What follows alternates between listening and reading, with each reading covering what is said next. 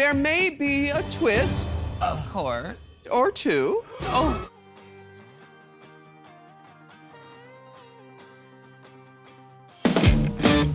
Number 10, the chocolate bars. The queen that loses the lip sync will open her candy bar.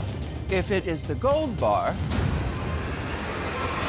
she'll be safe to slay another day.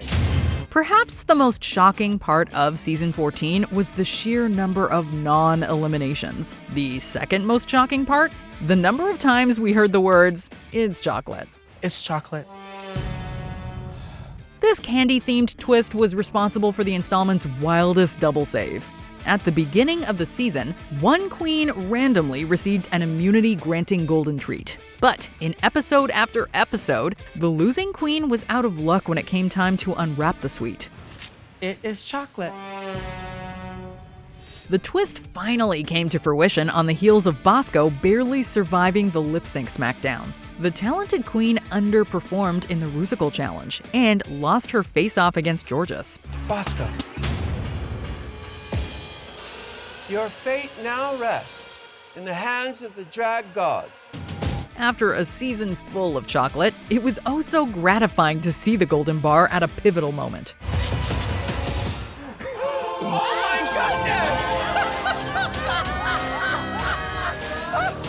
Number 9, production shutdown.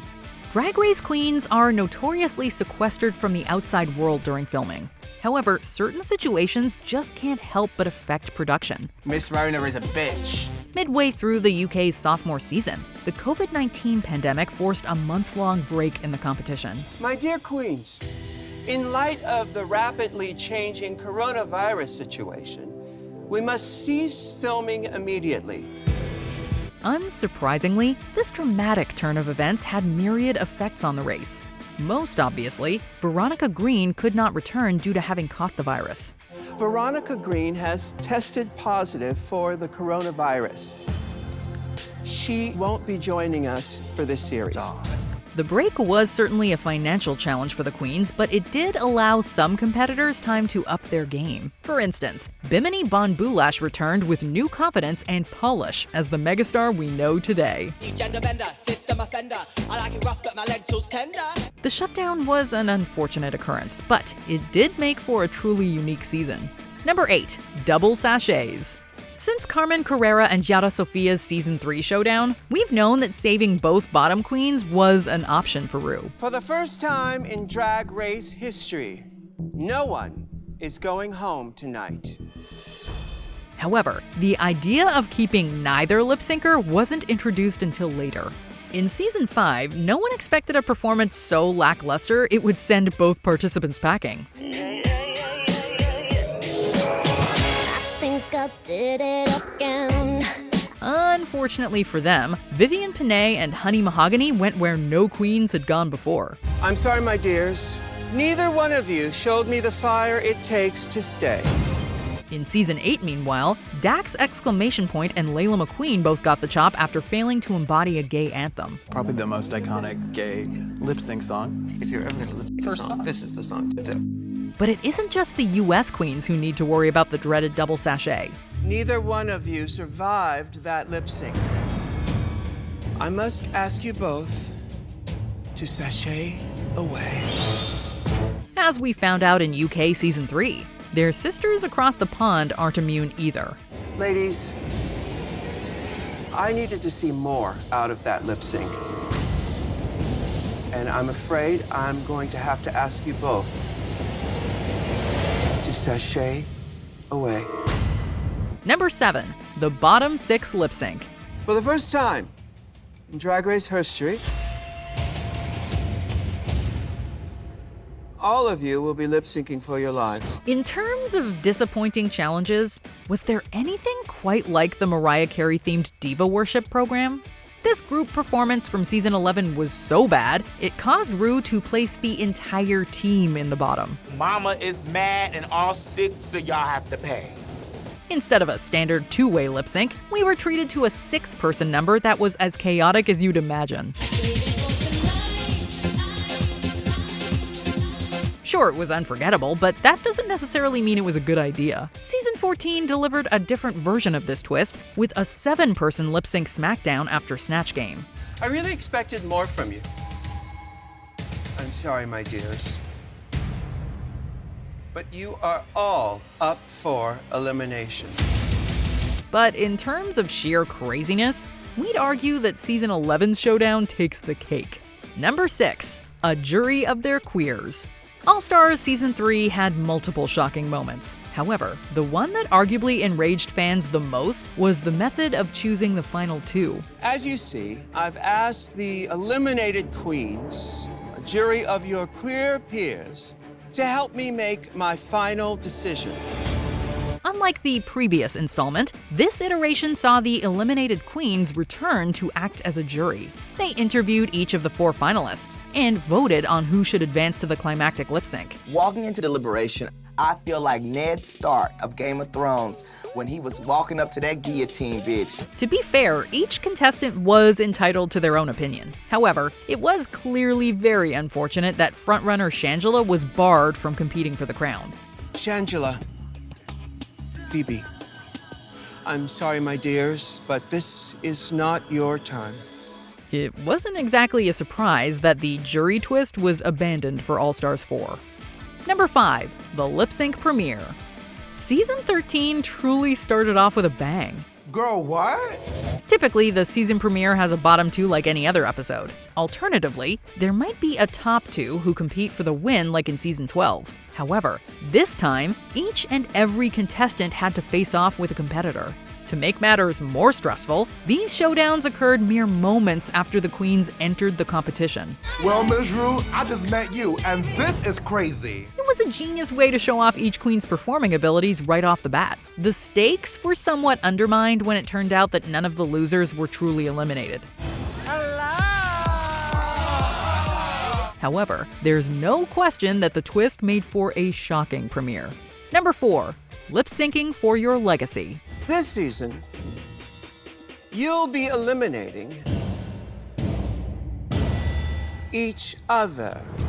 This twist on lip-syncing for one's life is a mainstay of the All-Stars format. However, at the time of its introduction, it made for a massive shakeup. I will not be eliminating any queens this season. Now, the top performing queens would compete for the right to eliminate one of their competitors. Needless to say, this new way of doing things has had some controversial results. Naomi Smalls sending Manila Luzon packing in All-Stars 4 is still tough to watch. I'm so sorry that I have to send home Manila. It also made waves on UK versus the World. I choose Jimbo to go home. The eliminations of frontrunners Jimbo and Pangina Heels were felt by many to be unfair and had a huge impact on the competition. But tonight I'm sending home Pangina. Whether for better or for worse, this twist made All-Stars a truly cutthroat contest. Number 3. Queens fight their way back into the competition.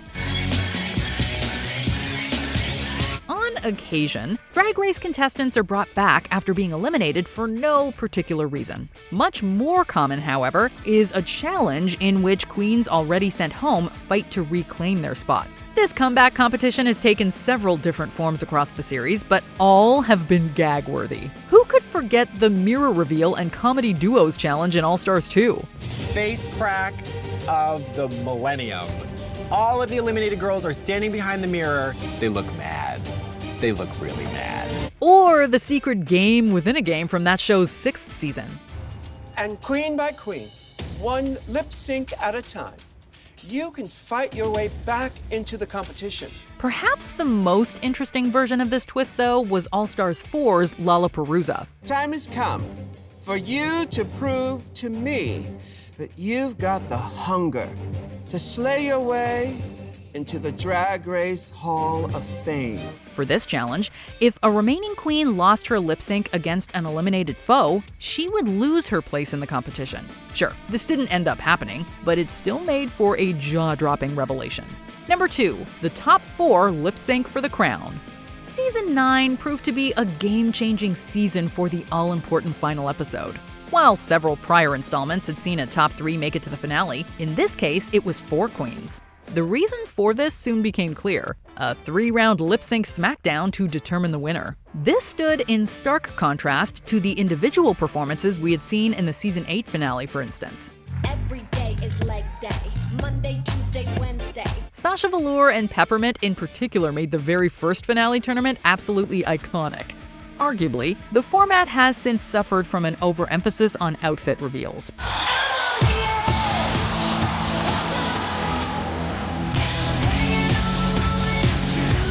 But while it lasted, this change-up made the climactic episodes more exciting than ever.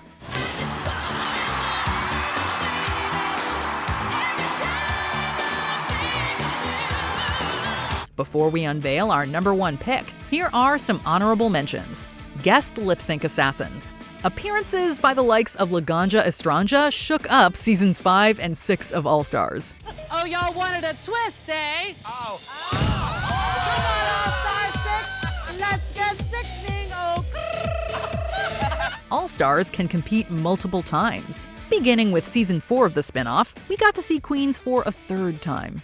So, without further ado, please welcome Team Latrilla. A queen from the previous season returns. This twist has been responsible for some of the show's most iconic moments.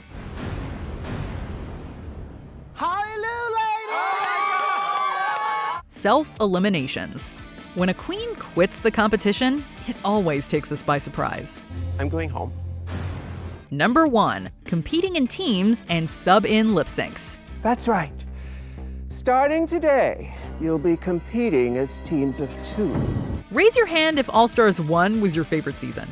Yeah, we thought so. A huge part of what makes this iteration of the series so controversial is its format. The queens competed and were judged in pairs up to a certain point in the race. This made for eliminations that many fans regarded as premature, if not downright unfair. Wah, wah. If I was by myself, I would have won. Plus, queens also lip-synced in teams, with the option to press the panic button and sub in for their partner. We saw this option go poorly in the case of Yara Sofia and Alexis Mateo, for instance. We're thankful these rules were abandoned for the spin-off's 2nd season, but they will go down as some of the most infamous twists in Drag Race history. We all saw how All Stars 1 turned out. Everyone competed in teams, and if this is teams again, I'm done.